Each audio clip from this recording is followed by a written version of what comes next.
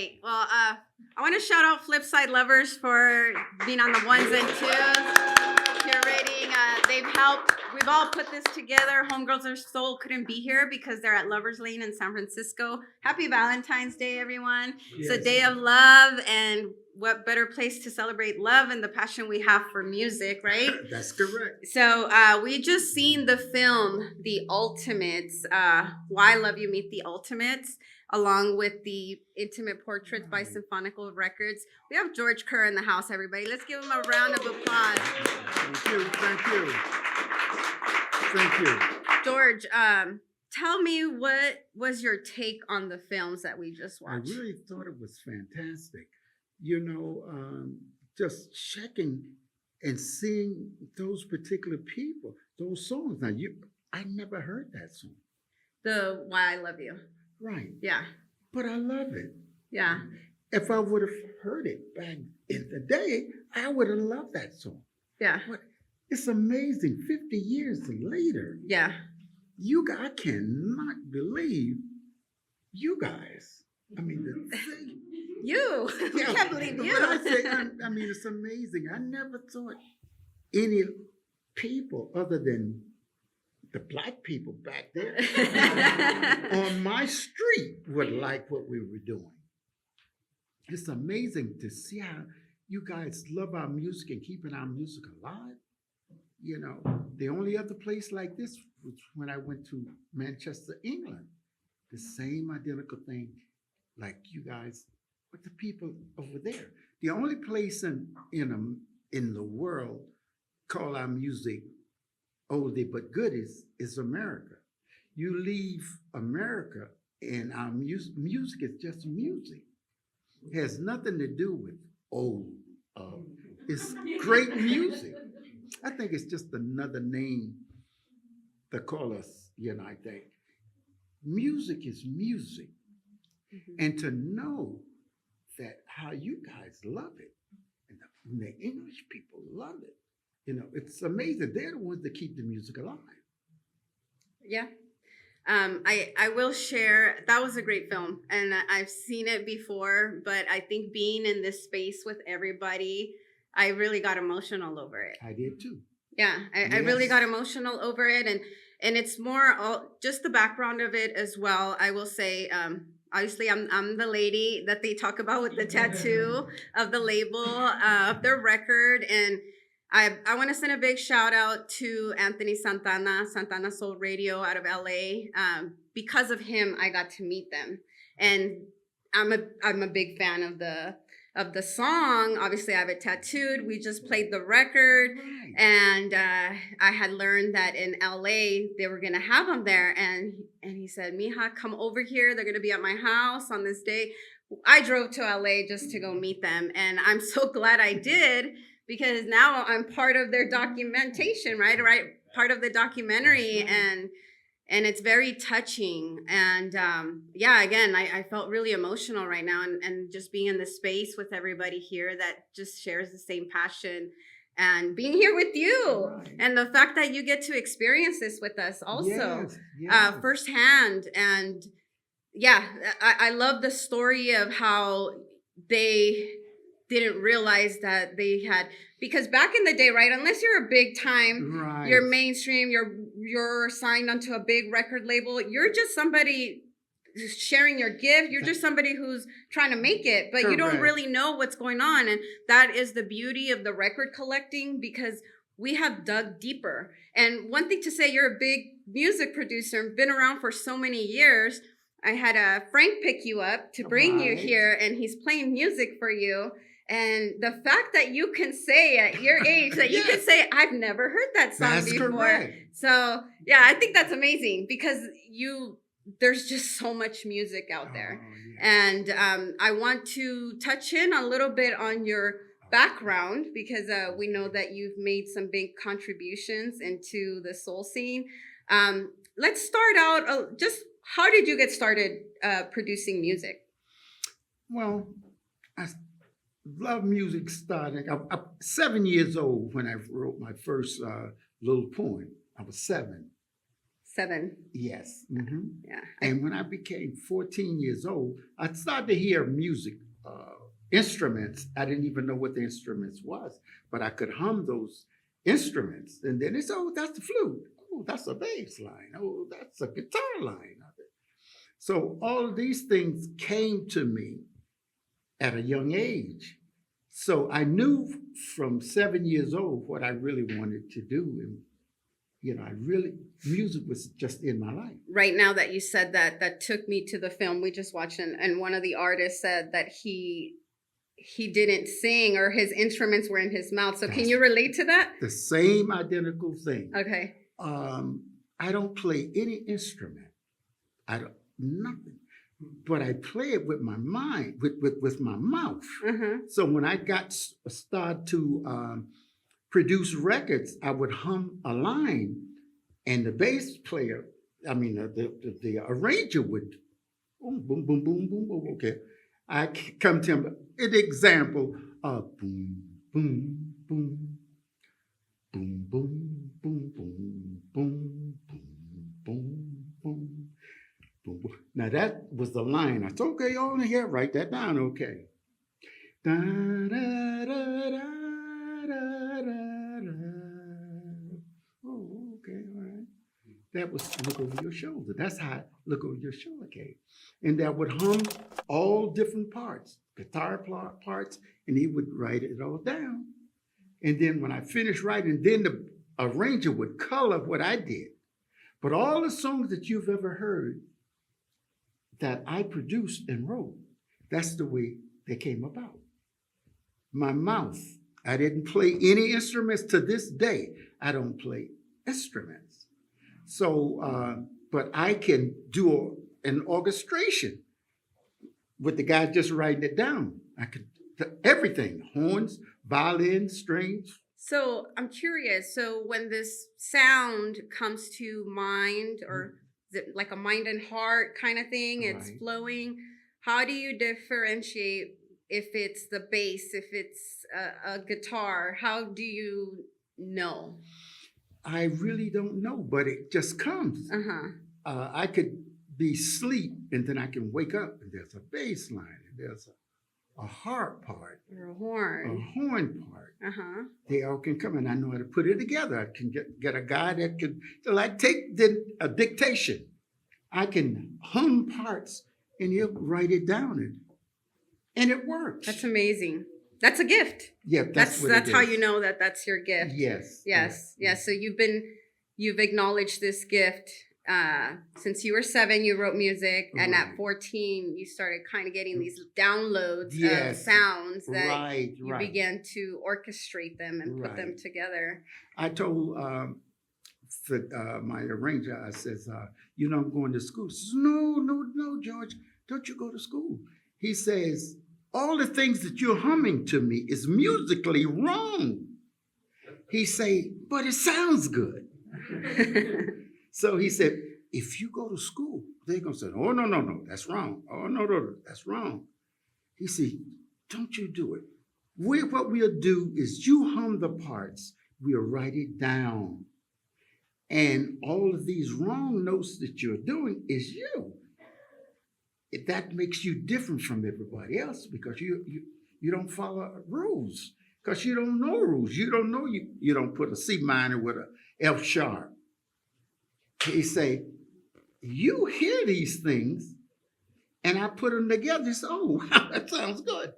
We don't learn that in school. That's God. That's a God gift. Don't you go and get messed up in school. Keep what God taught you. So that's how all the music that you hear from me, it comes from my ears. Comes from not from school or anything. I can do an orchestra, and I could do opera. I can do all types of things with my mouth. Yeah. And don't play any instruments. But the majority of the music that you hear from my music and everything came from my mouth, me humming parts. What is your first big production that basically what took you to that other level in music? Well, when Barry Gordy heard my little group, the Serenaders was a group that I had. And I took the Serenaders in New York. They had a New York office. So I took my little group there and auditioned 4 songs that I had written. Barry Gordy happened to be there. Does everybody know who Barry Gordy is? Okay, just making sure. Okay. Motown. Yeah. Yeah. He heard the songs. His wife, Ramona Gordy, was interviewing my group. And this guy was in the room, and he had a newspaper up to it, but she never introduced us. So she said, "What you got, George?" I said, "Well, I got 4 songs." So I sang the songs. We sang the songs, and after we finished, she turned to Barry. She says, "Barry, I like him." When she says Barry, we almost fainted. That was Mr. Gordy, you know what I mean? She didn't introduce. She feels like we would have fainted, like we did. Well, anyway, he says, "I like him." She says, "Who did the arrangement on the voices and everything?" I say, "I did." She says, "You could be a producer." I say, "What's that?" She said, "I'm an arranger." She said, "You arrange your vocals like I arrange my horns and my strings." She said, "I like the movements of the way you arrange, these voices." So she says, "I'm gonna teach you how to produce what a producer does." Barry Gordy signed that group to a VIP label, which was a subsidiary of Motown, and we did the song "If Your Heart Says Yes," and I forget the other side of the song. Anybody here? No. But we did the song. But he says, "I'm going to move you and your family to Detroit." When they closed the New York office, and he said, "You're a diamond in the rough, George." He says, "We're going to smooth out those edges and everything." So they taught me. Barry Gordy moved me to Detroit, and Ramona Gordy, his wife, is the one that taught me how to hone my skills as far as producing the things that I heard. So when I left Motown, the very first record that I produced on my own was "Hypnotized" by Linda Jones. The record did pretty good. Yeah. And from there, I started to, produce all the other artists, the OJs. So let's talk about Linda Jones. How did you meet Linda Jones? Well, I was mixing down the OJs Back on Top album. And Linda came in the studio. This is George. I want you to go to Rahway State Prison with me. Her brother John was locked up in prison, but they was having a talent show there. She says, "He's going to be on the talent show. You want to go with me?" I said, "Okay, I'll go." So my wife and I and Linda, we drove down to the Rahway State Prison. This was a maximum security prison. So all of these, we was in an auditorium inside the prison. All of these convicts was coming across the stage. Some was comedians, some was playing guitar, some was bass. I was bored, I'm just listening and the whole bit. John came up, Linda Jones' brother came across. He started singing, and I'm listening to him, okay. And then they say, "Okay, ladies and gentlemen, now we give you the Escorts." And the reason why they call the group the Escorts is because in a maximum security prison, a prison cannot leave his cell unless he is escorted by a prison guard. So they call themselves the Escorts. So they came across and they started to sing songs, and I got these goose pimples on my arms. I turned to my wife. I said, "Honey, I like this group." I said, "I want to record this group." She said, "Do you realize where we are?" She said, "We're in a maximum security prison." I said, "Yeah, but I gotta try to get in here." So after everything was over, they had coffee and cake, and you could mingle with the families and everything. You could mingle. So I went to the warden and I says, Warden, my name is George Kerr. I'm a professional record producer. I said, I like that group. They call themselves the Escorts. So he said, I said, I'd like to record them. And that guy turned to me and says, you can't record them. And then, like I had said, I was singing with the Imperials. Mhm. And this guy, when we came off a tour, he wanted me to go, Richard Barrett wanted me to go into the studio to record a song. So I said, He's Richard, another producer. he's another producer. He was the arranger and the producer of Lil Anthony and the Imperials, the Frankie Lyman and the Teenagers, and the Chantels and a few other groups. Mhm. That's what he was. So I said, I was hoarse. And I said, I can't do it. And when I said,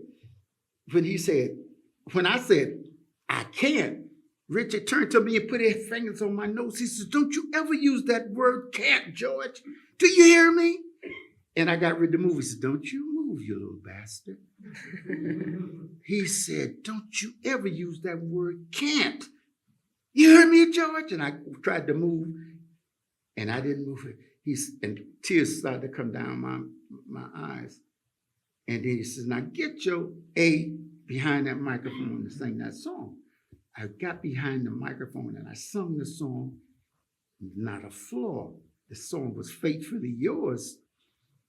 And I came back to myself. Richard Barrett told me, don't ever use can't. So when that warden told me, you can't do that, Richard came to me. So to make a long story short, after 3 years of 500 letters to the prison officials, trying to get permission to get into that prison to record that group, took me 3 years and 500 letters. Then they finally granted me permission to come in, and they said, what is this all about? You know, we check you out and the whole bit, and do you know you wrote all of these letters? What is this about? So I told them, I said, look, I did my due diligence, and I found out it took $7,852.13 to house a prisoner. I said, who pays for that? They say, the taxpayers. I said, yes, the taxpayers. I said, why should we be penalized for their crime? We're paying to keep them in prison. I'm a record producer. Let me produce them and get them out of the taxpayers' pockets. Let them pay for themselves being in prison, not us. Why should we pay? That was your negotiation. That's right. That was my negotiation. That's awesome. So that's what the Escorts, but it took you how long to? 3 years. Okay. And over 500 letters. For them to say. That's right. For them to grant me permission just to hear me. Just to even hear your proposal, what you came to negotiate. Correct. Okay. So I just would like to say, you know, some people believe, and then there's some people that believe. Mm-hmm. You have to really, really believe that you can do something. Mm-hmm. Now, just with Richard telling me you can't, don't you ever use that word can't, George, you know. Mm-hmm. He said, there ain't no such word. So that really motivated me, you know. So if you feel like you can do something and really feel that you can do something, don't let anybody tell you you can't do it. Take can't out of your vocabulary. Take can't out can't. Of your. So you take that with you today. You take can't out of your vocabulary. Yes. And so this is during this time. What were you doing in between these 3 years? Recording different artists. Okay. You know the Moments and Linda Jones and the OJs.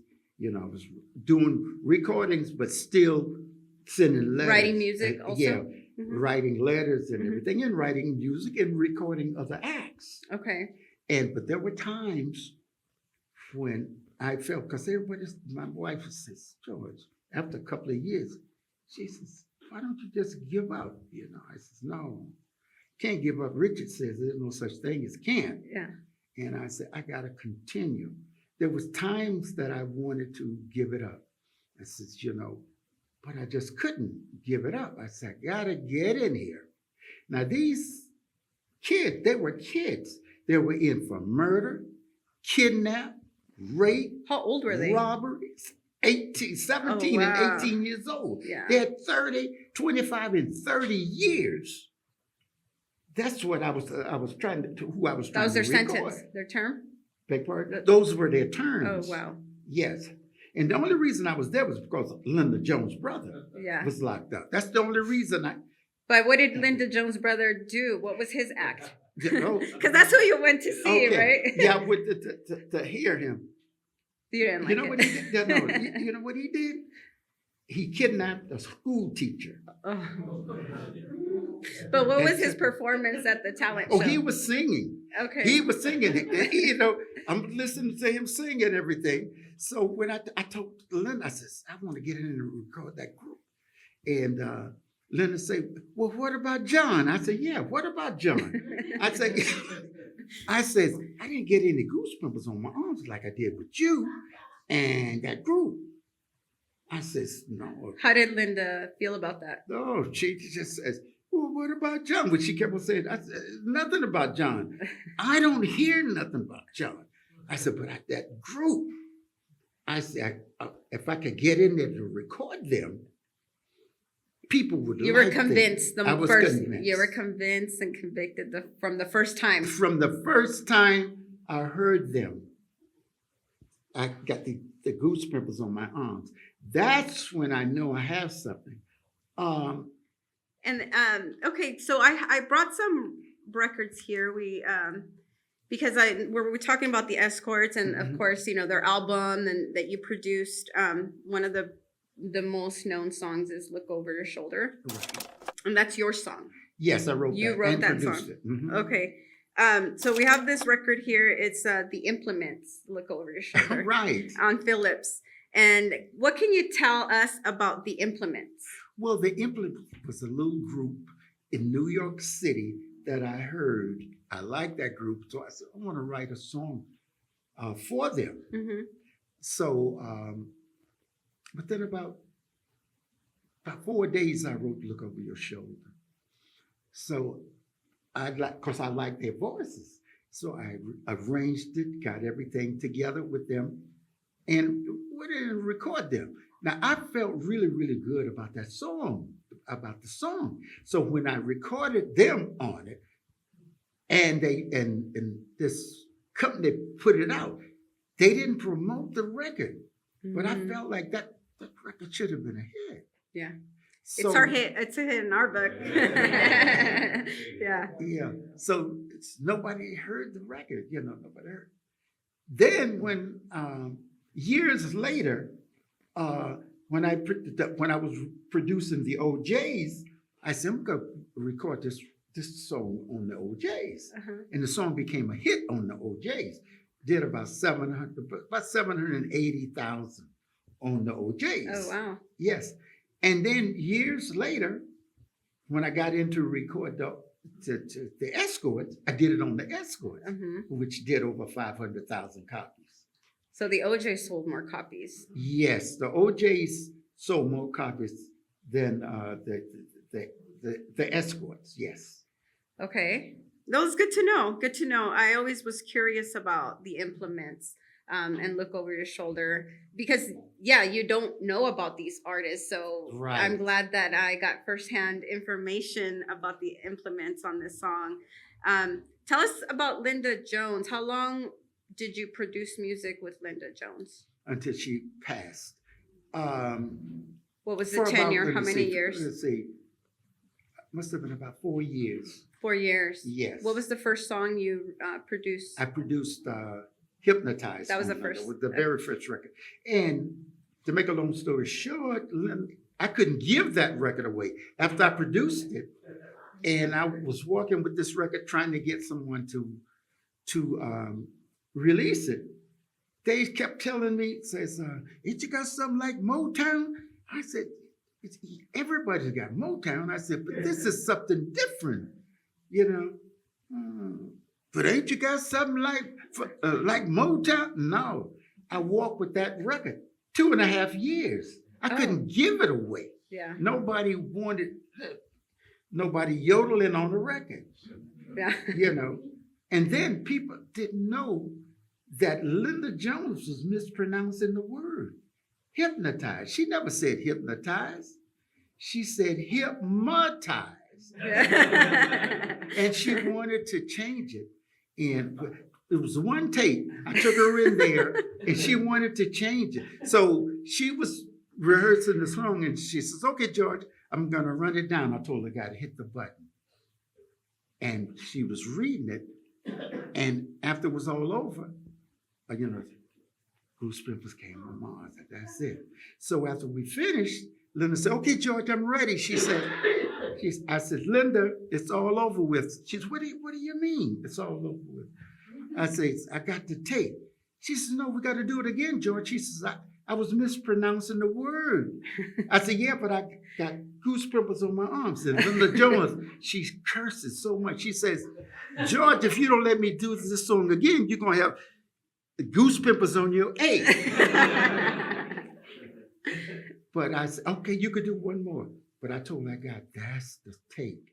She did it on one take. I just want to say, every song that I've ever done on Linda Jones was one take. Wow. Every song that you hear was one take. I always did another take just in case something happened to that. But every song I've ever done on Linda Jones was one take. Did you That's get the only Did you get the artist. goose pimples every single time? Well, I knew it. Not all the time. Yeah. But I knew that the songs was going to be good. Like when I wrote "What Have I Done?" What have I done to make you mad? That when I was writing that song, I said that song is going to do good. So 900,000 copies. Wow. But Linda was on her way.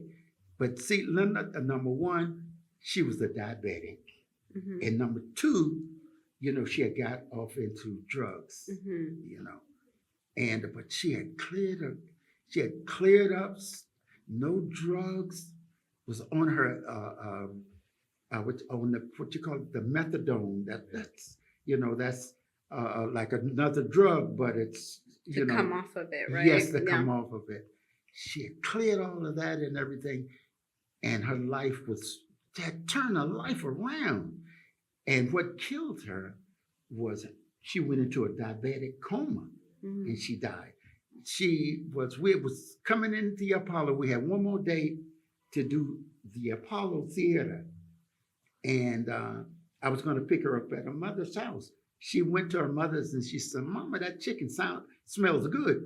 I'm tired. Wake me up. I want the first piece of the chicken. And she went and laid across the bed and went into a diabetic coma, and she died. 26 years old. Wow, 26. I didn't realize she was that young. Yeah, she's 26. Wow, that's so sad. Yes. Yes. Tell us a little bit, because now that you mentioned she did get into drugs, and when we watched the film, you have the artists that also talk about. So can you just kind of talk about, I mean, I'm sure it's just kind of like really easy for that to happen, right? Being in the scene, how does that, what was kind of influence? Was it usually like a man or the friends? Yeah. What would you say? Well, I would say the majority of people wouldn't believe this, but once they begin to become successful, then they have to keep doing these songs. They have to keep, doing shows and the whole bit. So to be able to get them through, they like take something to be able to try to keep up with the pace. Just moving really fast. Moving fast and trying to keep up with the pace. Do you think there was just high expectations that they felt that they had to meet, and they needed something to make them feel like they could perform to a certain Yeah, level. well, a lot of times, they have been on tour. Out like Linda was doing 30 one-nighters. One-nighters means that, like in New York, one night, New Jersey the next night, Philadelphia the next night, Baltimore the next night, Washington the next night. Wow. Just keep. She was doing 30 of those. She came off for a week, and then we did 90 one-nighters. So to keep you going and keep you going in the whole bit, So burnout. Yeah, burnout. Mm-hmm. So they need a pick me up to get, to do all these things. A lot of times that's a lot of things that happen to a lot of artists to put them into that. Wow. Like one of the artists that a big group, I'm not going to say who it was, but he got on drugs really, really bad. It was one of my big groups. And the reason how he got on there, he had a real bad toothache. And he was with this girl. And this girl said, this gave him some cocaine and said, rub that on your teeth. Oh, wow. So he kept doing that and the whole bit and everything. And that's how he got hooked, on cocaine. I mean, really, really bad. But he got off of it too. But the majority of people that get on it, it's hard to get off. Yeah. And I'm out there with all these different artists and everything. Most of everybody that I knew did some form of drugs, whether it was just marijuana, and some of them just during that time, Linda was hooked on heroin. Now, and it was crazy back there during that time. Linda was on it for 5 months before I even knew it, because when I only had one artist, everywhere I went, if Linda went, I was there. I would have Linda sit in the corner when everything was all, and I protected her. Were you there at all her shows? Yes, Wow. until I became really successful. Everybody was after me, and they wanted me to produce. So I couldn't be out there with her. Mm-hmm. You know what I mean? I had to produce and everything. So it was 5 months before I knew she went on drugs. Wow. Mm-hmm. Tell us about, because I have a lot of your records on the Stang label. Yes. So you want to share a little bit about your relationship with the label? Well, that's Joe and Sylvia Robinson. Sylvia Robinson, you may not know who Sylvia Robinson is. Do you guys know who Sylvia Robinson is? Yes. Sylvia Robinson, if it wasn't for Sylvia Robinson, there would be no rap music. She was the first person that had the Sugar Hill Gang. That was the first rap record that ever was. So I got with them. Well, Joe Robinson kidnapped me. Oh, what? I was on the. You have to tell us about this. I was out on the road. I had this little label, A&I Records, and I don't know what y'all know the group, the Whatnots. Of course. What's left to give? Yes. Yeah. What's left to give? What do you know about that song? Well, I'm telling you, we all know. We all know. Yeah. Well, I was out there promoting that record and selling it out the trunk of my car. That one, what's left to give? Message from a Black Man. Okay. I was selling it out the trunk of my car, so I was at a distributor, and the distributor, when I went down there, the guy said he wanted 100 records. By the time I got down in Philadelphia, the guy said, I want 1,000. From 100 to 1,000. I says, I had 300 records. I said, I got 200 records for a couple of other distributors. I got 100 for you. I said, when I get back, I'll be able to get you more records. So when I left to go on to Virginia, this distributor called Joe Robinson, that's Sylvia's husband. And it was Joe Robinson's distributor. So the distributor called Joe Robinson and said, Joe said, yeah, now Joe is a gangster, a real gangster, that's what he was. So the distributor called Joe, said, Joe, you know this guy, George Kerr, you know that guy got Linda Jones? He said, yeah. He said, he's selling a record out of the trunk of his car.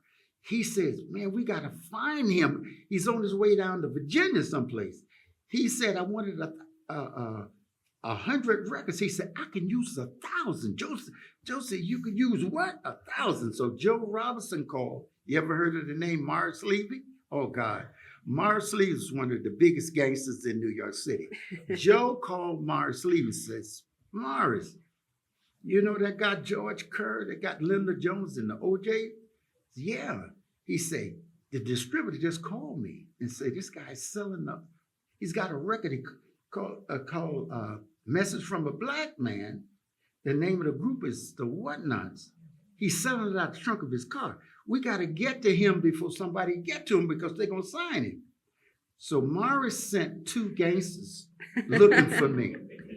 And they found me in Virginia, coming out of a radio station. To this day, I don't know how they found me, but if they wanted to kill me, I'd have been dead. So me and the program director was walking down the street. We was getting ready to go to breakfast. And these 2 Italian guys was what came down. And they looked and they said, which one of you guys is George Kerr? And I pointed to the other guy. So he said, no. Somebody want to help you with, you got a record. And there's somebody I know that want to help you with that record. So they said, let's go back into the radio station. So they took us back into the radio station. And the guy made a call. He said, yeah, Joe, we got him. Hold on one second. Put me on the phone. That was Joe Robinson. Hey, George, how you doing? I'm fine. Who are you? He said, well, I got Stang Records and everything. I got the Moments. And I got distribution all across the country. You got a record I want to help you with. So he said, I want you to come on. We can think the guy's going to put you on a plane. I said, ain't nobody going to put me on nothing. I'm down here with my car. And then he said he wanted to talk to the guy. I know what he said. Joe told me what he said later. He says, look, he said, tell him how much that car is and how much those records. And then I want you to pay him the money and you put his A on the airplane and make sure you have him to call me and let me know what airport, because me and Sylvia are going to pick him up. So he said, no matter what you do, don't you let him get away. So they kidnapped, he said, how much that car cost? I had a brand new Cadillac. They gave me $8,000 for the car. They gave them records. I said, I got 2 of those. How much those records? They gave me money for the records. They gave me money for the car, took me to the airport, put me on an airplane, and flew me to New Jersey. And there was Joe Robinson and Sylvia Robinson with mink coats on and a chauffeur. That's how I could picture this. That's how I met Joe and Sylvia Robinson. What was going through your mind? I mean, I'm sure you were scared, right? Of course I was scared. Yeah. I knew they were gangsters. Yeah. And you knew they were gangsters. And like they were known gangsters. Bona fide. You knew they were all gangsters. you had to do, listen, if you'd have saw those guys, yeah. and I asked Joe, I says, Joe, tell me, how did those guys know where I was? You know what he said? And I'm quoting him. That's for me to know and for you to find out. That's what he said. That was my introduction to Joe and Sylvia Robinson. Wow. And you recorded a lot of music with them. Yes, I did. Before because I do want to give the opportunity for a Q&A from the guests that are here, but I had, when we were talking, I told you about this record here, Little Tracy. Yes. Okay, so we have Little Tracy Kerr on the Stang label. We've got a good thing going, which is actually, I love this song. It's on the top list for me. But tell us about this record, Little Tracy Kerr. Well, Tracy loved. Well, who is she? That's my daughter. And she loved Michael Jackson. She just loved Michael. So Michael had done a song it's a good thing going. What they call it? A good thing going. Is that the name of the song? This one, yeah, we got a good thing going. So she was singing it around the house, So I told my wife, I said, Tracy sounds pretty good. I said, I'm going to record her on the song. She was 9. 9 years old. So I did the track and I took her in the studio. And I said, Tracy, if you sing the song the way you sing it around, I said, I get you that candy that you like. She said, you gonna give me the candy? So we did about 8 or 9 different takes. And what I did was took the good part and good part and good part. Yeah. And I pieced it together. Oh, wow. Yeah. That record took off in Baltimore and Washington, Philip. #1 in Baltimore. They wanted her to do a show. Now she's 9. She was the show that was at the Civic Center. And who was on the show? Aretha Franklin, the Four Tops, Smokey Robinson and the Miracles, and the Delphonics, and I don't know how many other acts. This was a 30,000 seater. And a Little Tracy her record was #1 in Baltimore. Wow. So the people said, this little girl said she liked Michael Jackson because she was on talking on the radio. Uh-huh. And then they say, Little Tracy Kerr. They was hollering Little Tracy Kerr because the record was #1. So she came out and I said, you do the song. I showed her how to do all the different things. I had a band behind her. I was out there directing the band. She was walking all across the stage and doing it. And I mean, really did a job with the song. And we came on the back. The people wanted an encore. And she was, Daddy, where's the candy? She didn't care nothing about no encore. It was crazy, but that's how. That's an amazing story. See, I think this is one of the great things because we know of the artist, we know the song, but this is walking history here. We don't know the history behind. Yeah, and I've always played this record, and I would have never known she was 9 years old. She was 9. Wow. Mm-hmm. Wow. Well, I want to give everybody the opportunity. Do you guys have any? Because I know you have stories, and we can sit here and go on. But anybody have any questions for George? Yeah, actually, I do. So I got a record here, Frankie and the Spindles, Count to 10. Yes. Can you tell us about this?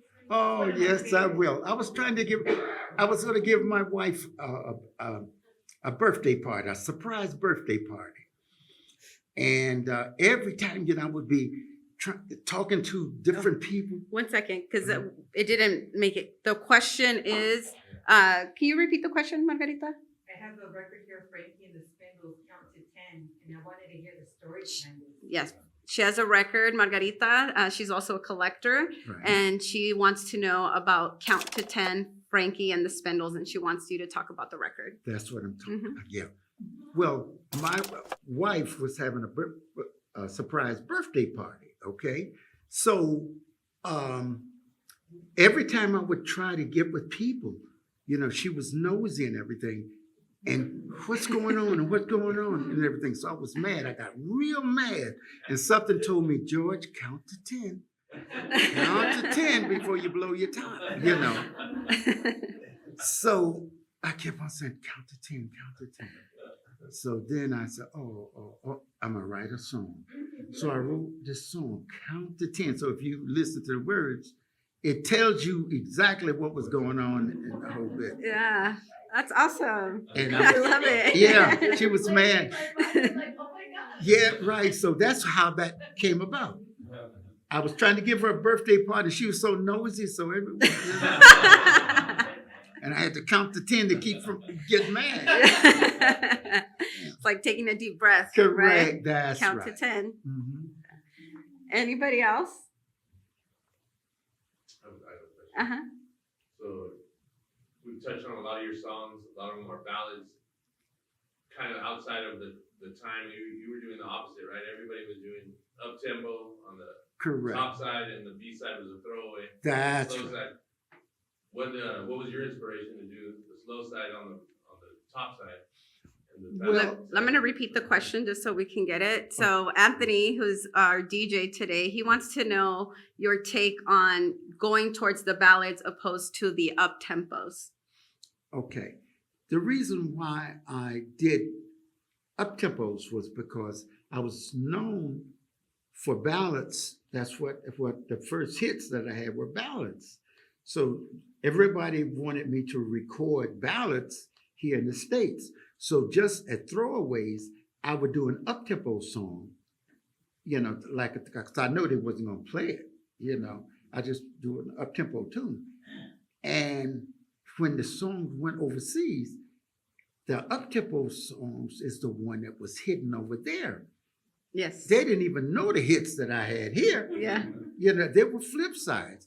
So when I went to Manchester, the guy was saying, "Now, George, I gotta send you questions and them to let you know what these people are gonna say. They want to know all of those up tempo songs that were hits in England." I said, "England? What are you talking about?" I had no idea of the songs on the other side that anybody knew anything about them. But they were hits in England and Germany and France and Japan. They were all up-tempo tunes. So they were just supposed to be throwaways, Just for the record. Just for mhm. the record, Just for the flip of side. the record, yes. Yeah. Yeah, but it became big overseas. On foreign. And how long did it take you to learn that? Almost all my life. Wow. Yeah, I never knew what was going on. And one of the reasons why I never knew about it was because Joe and all of those was sending the records over there, and they were having the hits over there and wasn't paying us over here. So we didn't know nothing about a foreign, Mhm. And when I went to England, and all these people know more about me than I know about me, I said, "What's going on?" That's when I found out years later that other than the United States, I didn't know nobody know anything about music. Just like I'm saying, I never know Spanish people like my music. Are you serious? Yes, Yeah, I yes, didn't we know love that. it. We don't just like it, we love it.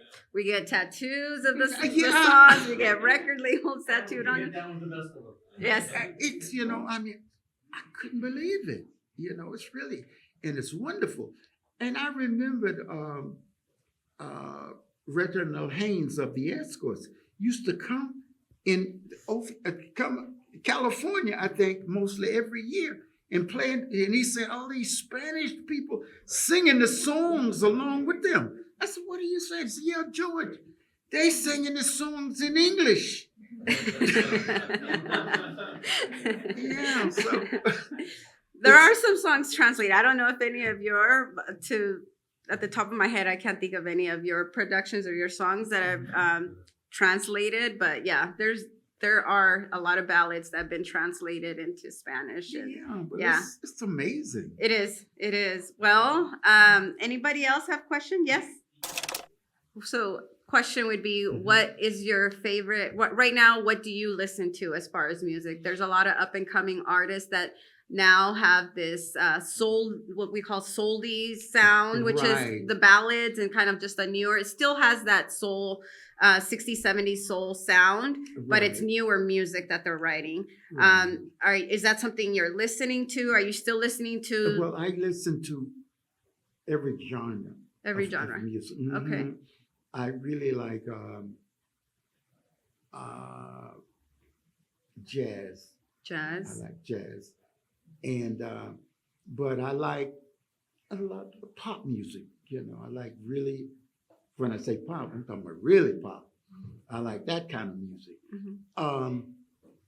A few days ago, a few months ago, Ray sent me a song and wanted to know what I thought about the song. It was Ray with Sola Records. Yes, with Mhm. Solar Records. And I was listening to it, and I started to get feelings on that song. I said, wow. It was only one verse, and it was a demo. But I said, that song could be a hit. So I said, man, I would really like to produce that record. So I called him and I told him, I said, hey, man, I think you got something here.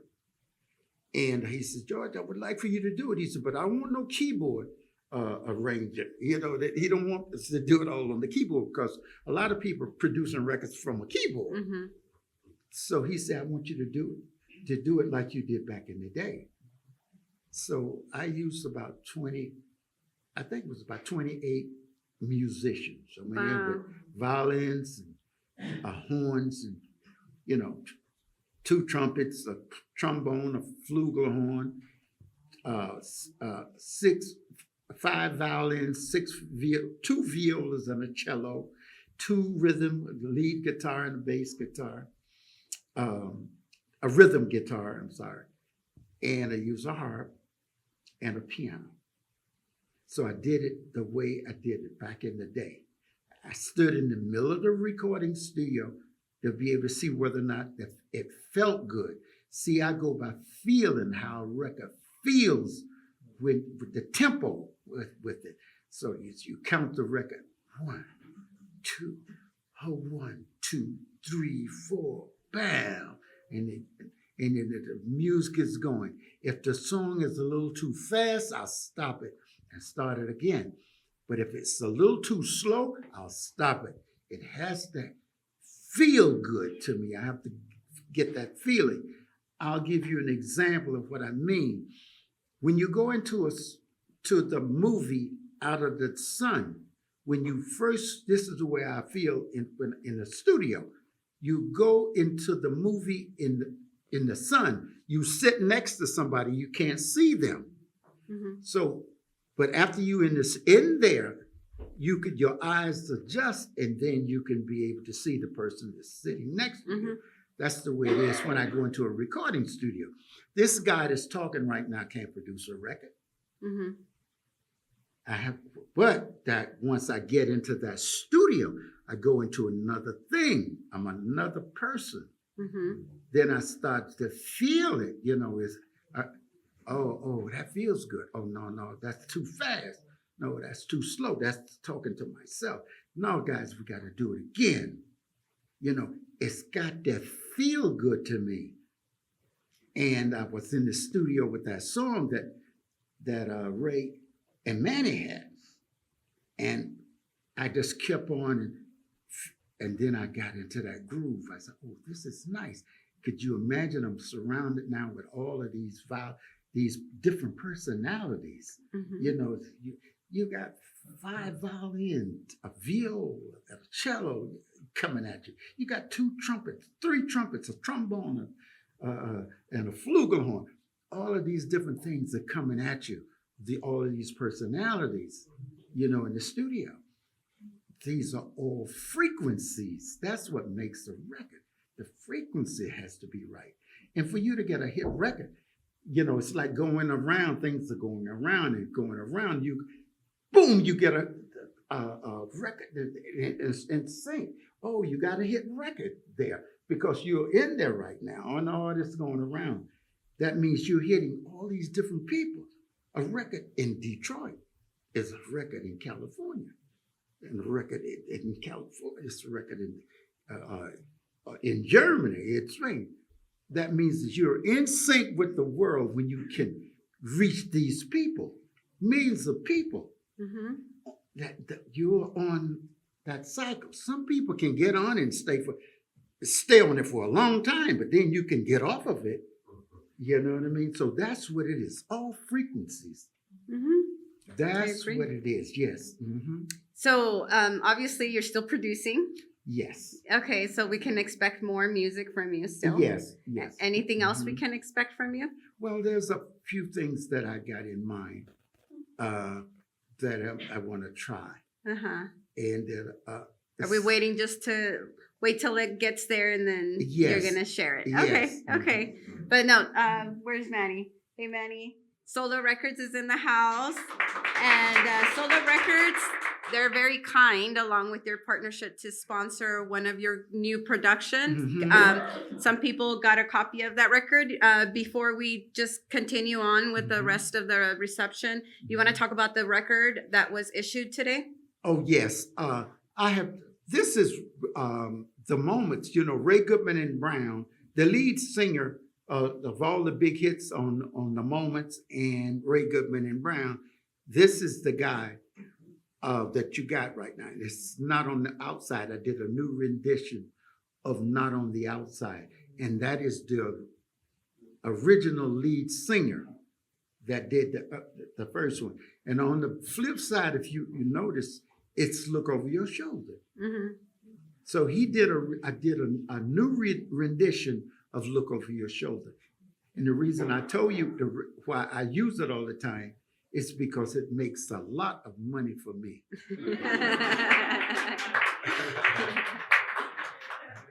All right, well, let's give George a hand.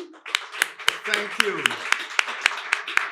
And what we're gonna do, thank you for everybody that has come out. We still have some time. Flipside Lovers is gonna continue. They actually got a special set.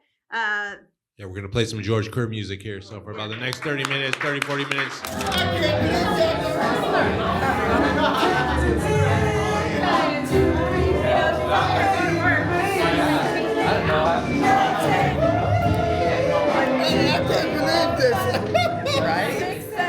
said you can't believe they know the song? They're singing the song. We're your backup singers.